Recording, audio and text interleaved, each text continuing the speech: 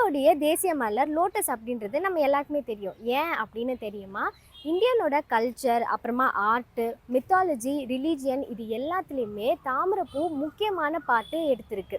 தாமரைப்பூ அப்படின்றது பகவத்கீதாவிலேருந்து பழைய ஓல்ட் ஸ்கிரிப்சர் எது எடுத்து பார்த்தாலுமே இதோட டச்சு கண்டிப்பாக இருக்கும். இதனால தான் இந்தியாவோட நேஷ்னல் ஃப்ளாரா லோட்டஸை செலக்ட் பண்ணாங்க. ஜப்பான், சைனா, இந்தியா அப்புறம் ஏஷியாவோட மற்ற கண்ட்ரிஸ்லையும் தாமரையை ஒரு ஃபுட்டாக கன்சியூம் பண்ணிட்டு இருக்காங்க.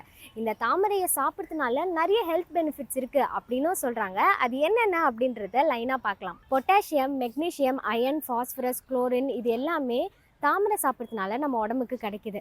அது மட்டும் இல்லாமல் தாமரையோட மகரந்த பொடியும் ஹனியும் கலந்து சாப்பிட்டுட்டு வந்தோம் அப்படின்னா நம்ம கண் பார்வை ரொம்பவே நல்லா ஆகும் அப்படின்னு சொல்கிறாங்க.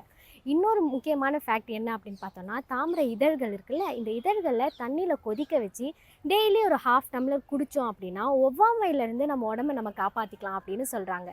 தாமரையில் ஆன்டி ஆக்சிடென்ட் அதிகமாக இருக்கிறதுனால நம்மளுக்கு நோய் எதிர்ப்பு சக்தி வருது அப்படின்னே சொல்லலாம்.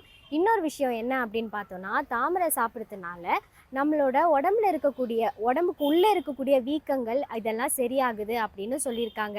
தாமரைப்பூ ஒரு நல்ல ஆன்டிபாக்டீரியல் ஏஜென்ட் அப்படின்னே சொல்லலாம். இது நம்மளோட வாய் சம்மந்தமான பிரச்சனைகளை சரி பண்ணுது. தாமரைப்பூவை சாப்பிட்றதுனால ஹார்ட் ப்ராப்ளம், அதுக்கப்புறமா கேன்சர், டயபெட்டிஸ் இது மாதிரியான பிரச்சனைகள்லாம் சரியாகும் அப்படின்னு நம்பப்படுது.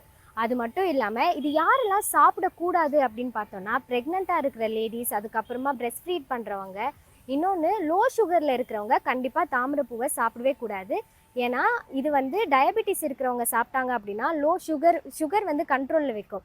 அதே லோ சுகரில் இருக்கிறவங்க சாப்பிட்டாங்கன்னா சுகர் லெவல் இன்னுமே கம்மியாகும். அதனால அவங்களாம் சாப்பிடக்கூடாது. தாமரைப்பூ கன்சியூம் பண்ணுறதுனால நிறைய ஹெல்த் பெனிஃபிட்ஸ் இருக்குது, இல்லைன்னு சொல்லலை. ஆனால் அது எந்த அளவுக்கு சாப்பிட்ணும், யாரெல்லாம் சாப்பிட்ணும், எப்படி சாப்பிட்ணுன்னு இருக்குது. இதெல்லாம் தெரிஞ்சு சாப்பிட்டா தான் நம்மளுக்கு நல்லது.